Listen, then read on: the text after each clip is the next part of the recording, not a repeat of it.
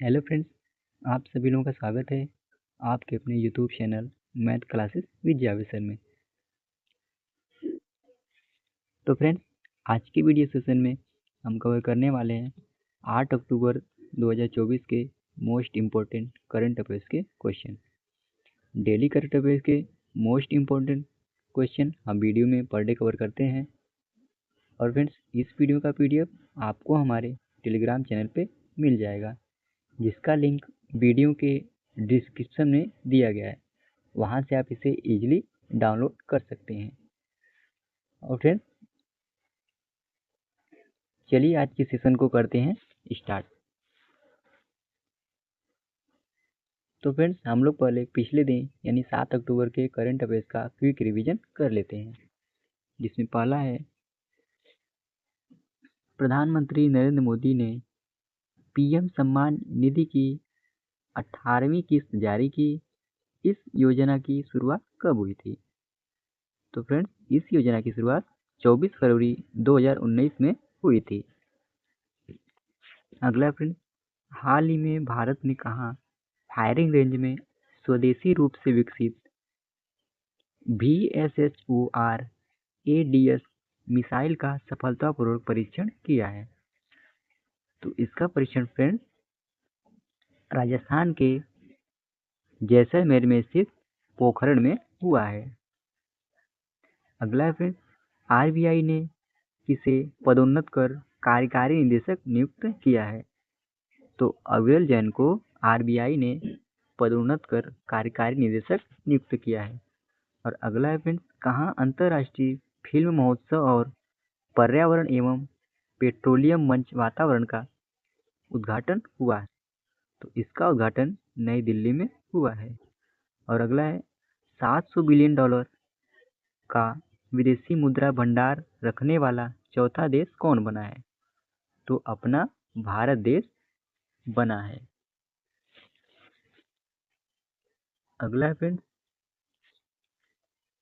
किसे सड़क परिवहन एवं राजमार्ग मंत्रालय का अतिरिक्त प्रभार सौंपा गया है? तो पंकज अग्रवाल को सड़क परिवहन एवं राजमार्ग मंत्रालय का अतिरिक्त प्रभार सौंपा गया है। और अगला है, किस राज्य ने भारत का पहला सुपर कैपेसिटर संयंत्र का अनावरण किया है? तो इसका अनावरण केरल ने किया है। और अगला है, हाल ही में किसने 70वें सर्वश्रेष्ठ अभिनेत्री का पुरस्कार जीता है? तो मानसी पाखेर ने यह पुरस्कार जीता है। और अगला है, ईरानी ट्रॉफी 2024-25 का खिताब किसने जीता है? तो इसको मुंबई ने जीता है। और अगला है फ्रेंड्स, विश्व शिक्षक दिवस 2024 कब मनाया गया है? तो यह 5 अक्टूबर को मनाया गया है। अब फ्रेंड्स, हम लोग आज के सेशन को कवर कर लेते हैं, जिसमें पहला प्रश्न है, हाल ही में किस राज्य सरकार ने छात्राओं के लिए निजुत मोइना योजना शुरू की? इसका सही विकल्प हो जाएगा फिर बी, यानी असम राज्य सरकार ने अभी हाल ही में छात्राओं के लिए निजुत मोइना योजना शुरुआत की है।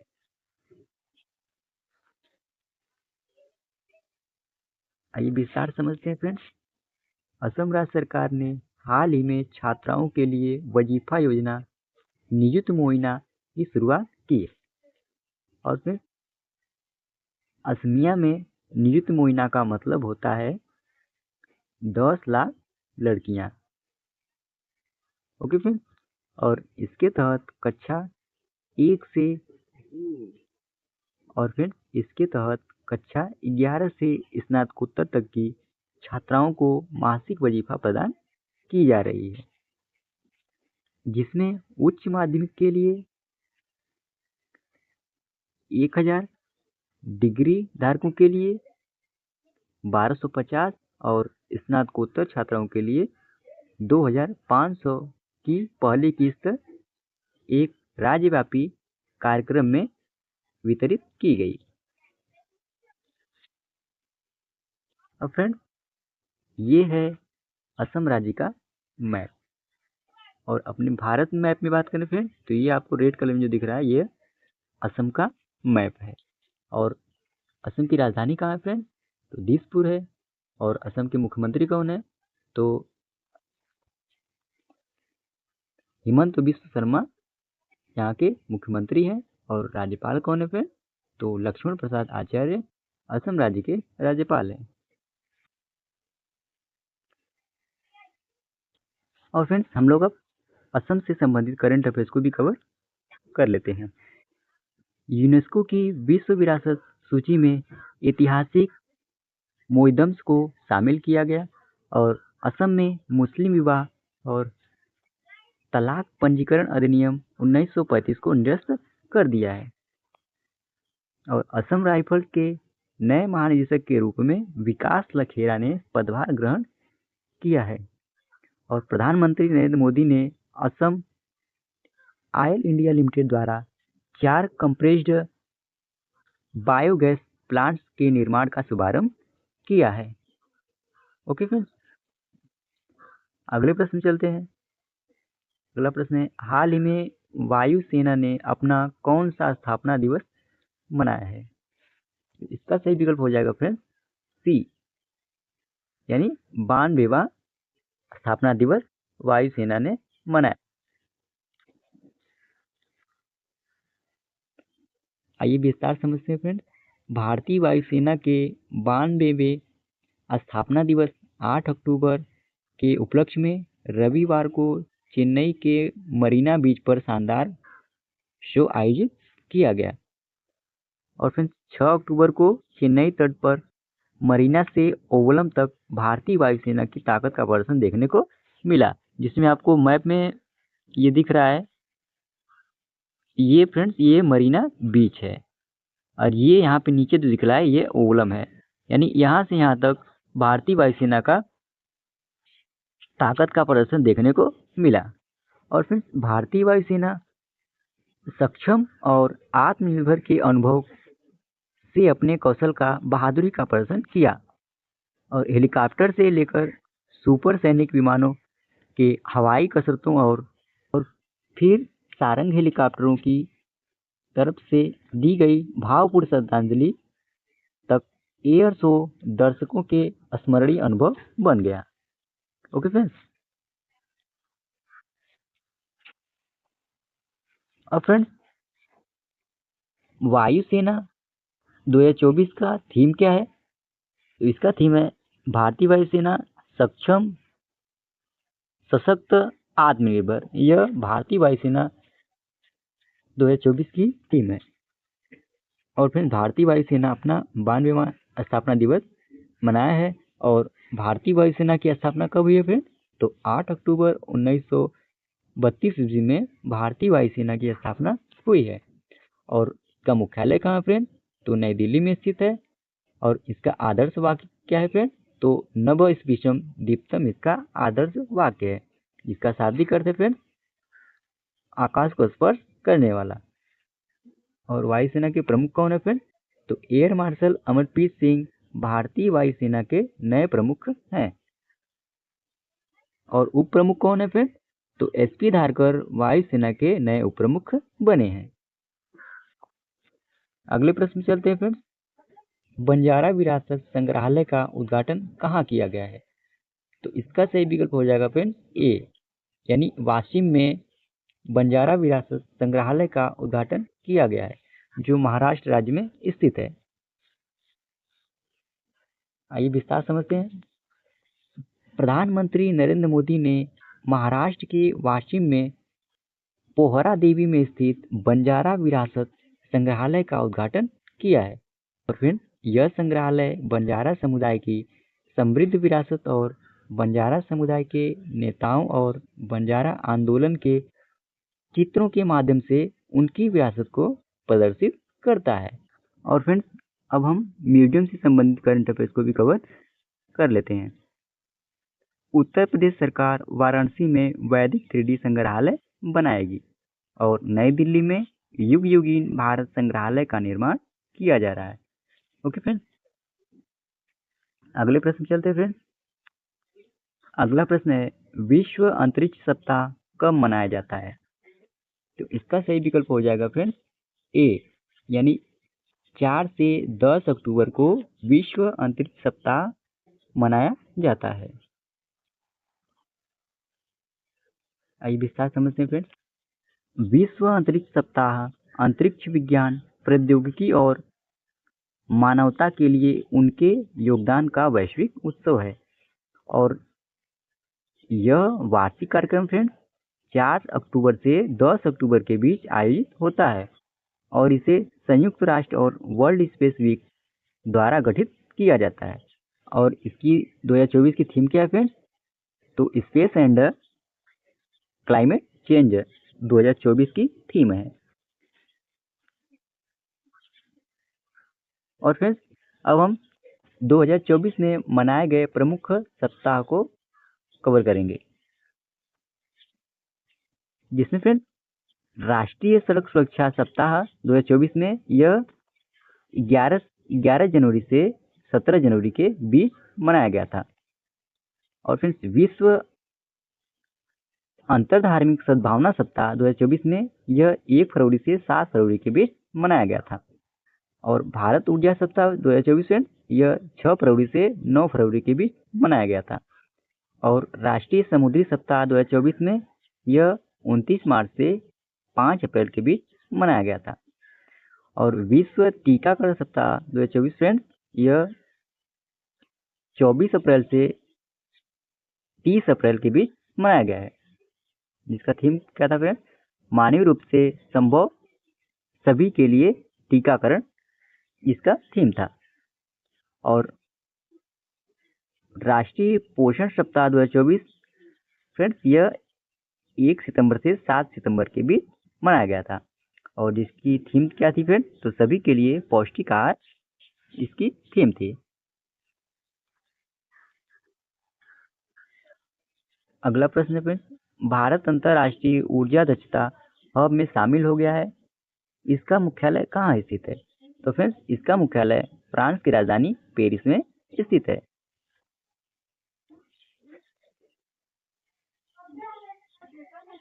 आइए विस्तार समझते फ्रेंड्स। भारत अंतरराष्ट्रीय ऊर्जा दक्षता हब में शामिल हो गया है और ऊर्जा दक्षता का मतलब होता है फ्रेंड्स किसी काम को करने के लिए कम से कम ऊर्जा का इस्तेमाल करना। ओके फ्रेंड्स, और ऊर्जा दक्षता से ग्रीन हाउस गैस उत्सर्जन कम होती है। और फ्रेंड्स अंतरराष्ट्रीय ऊर्जा दक्षता हब में शामिल होने से भारत को ऊर्जा दक्षता को तैनात करने में विशेषज्ञों और संसाधनों के नेटवर्क तक पहुंच प्राप्त करने में मदद मिलेगी।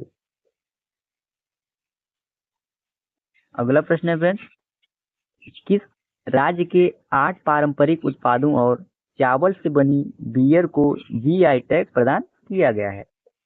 इसका सही विकल्प हो जाएगा फ्रेंड्स सी, यानी असम राज्य में 8 पारंपरिक उत्पादों और चावल से बनी बियर को जीआई टैग प्रदान किया गया है। आइए विस्तार समझते हैं। हाल ही में असम के 8 उत्पादों को भौगोलिक संकेतक जीआई टैग प्रदान किया गया और टैग दिए गए उत्पादों में पारंपरिक खाद्य पदार्थ और चावल की बियर की कई किस्में शामिल हैं, जो विशेष रूप से बोडो समुदाय की सदियों पुरानी प्रथाओं को दर्शाती हैं। ओके फ्रेंड्स,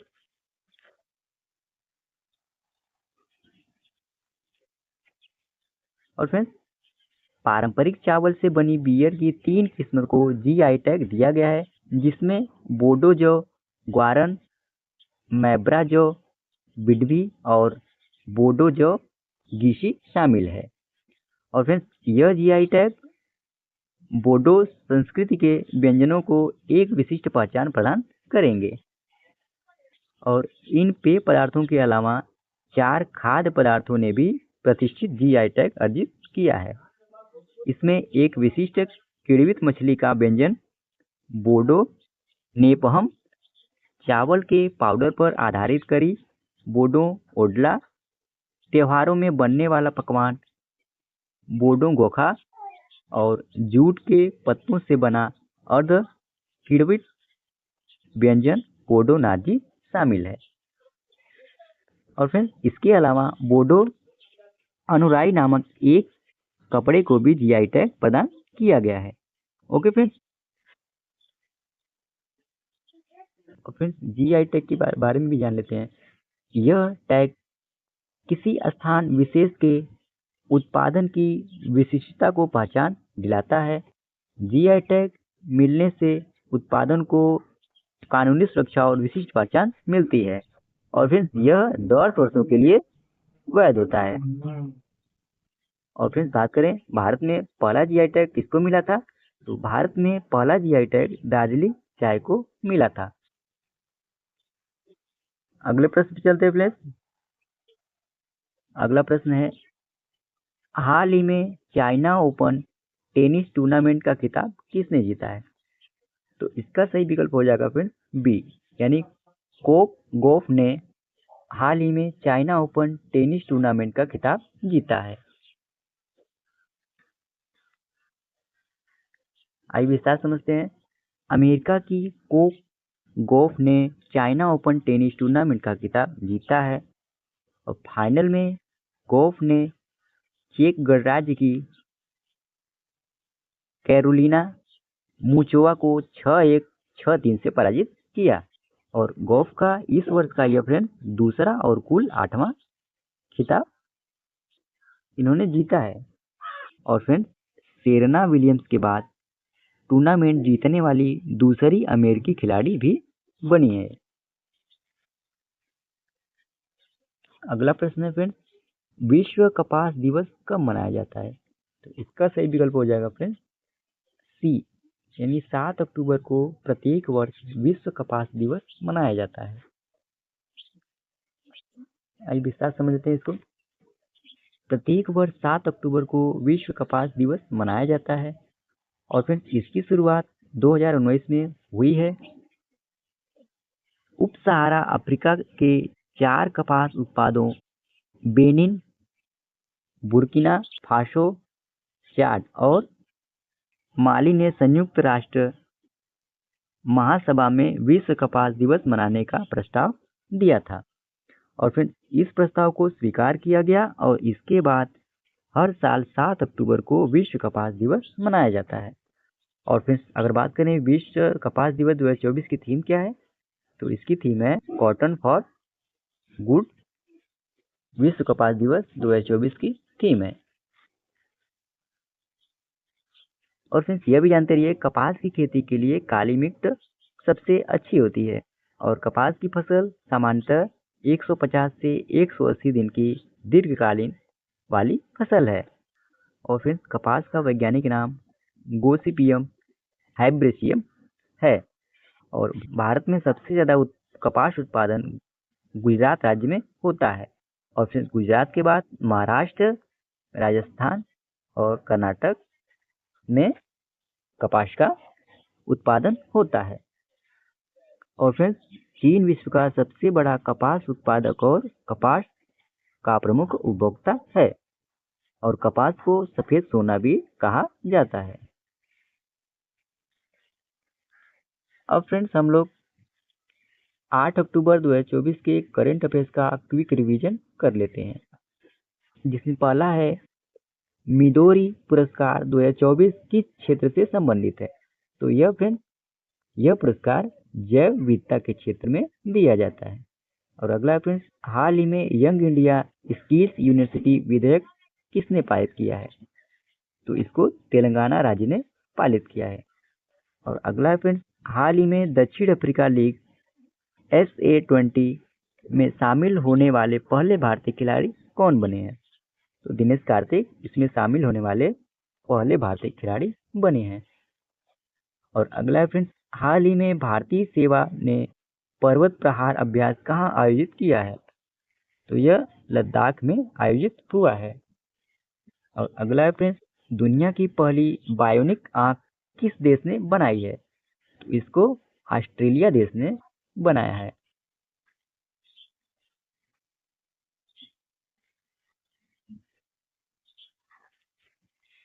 भारत की मेजबानी में समुद्री सैन्य अभ्यास मालाबार 2024 8 से 18 अक्टूबर 2024 तक आंध्र प्रदेश के किस शहर में आयोजित होगा? तो यह फ्रेंड्स आंध्र प्रदेश के विशाखापट्टनम में आयोजित होगा। और अगला है फ्रेंड्स झारखंड विधानसभा चुनाव के लिए जारी बीजेपी के घोषणा पत्र का क्या नाम है? तो इसका नाम फ्रेंड्स पंच प्रण है। और अगला है फ्रेंड्स भारतीय वायुसेना 6 से 8 अक्टूबर तक अपना कौन सा स्थापना दिवस मनाएगी? तो यह 92वां स्थापना दिवस मनाएगी। और अगला है फ्रेंड्स हाल ही में तीर्थ यात्रियों ने किस भारतीय क्षेत्र से पहली बार पवित्र कैलाश शिखर का दर्शन किया? तो पुराना शिलालेख दर्रा का दर्शन किया है। और लास्ट है फ्रेंड्स अक्टूबर 2024 में जल जगह महोत्सव किस राज्य में आयोजित किया गया? तो यह छत्तीसगढ़ में आयोजित किया गया है। तो फ्रेंड्स इसी के साथ ही ये आज का हमारा डेली करंट अफेयर्स का सेशन समाप्त होता है। आशा करते हैं आज का आपको सेशन अच्छा लगा होगा। और इस वीडियो का पीडीएफ फ्रेंड्स आपको हमारे टेलीग्राम चैनल पे मिल जाएगा, जिसका लिंक वीडियो के डिस्क्रिप्शन में दिया गया है। वहाँ से आप इसे इजीली डाउनलोड कर सकते हैं। तो फ्रेंड्स आज के लिए इतना ही। जय हिंद, वंदे मातरम।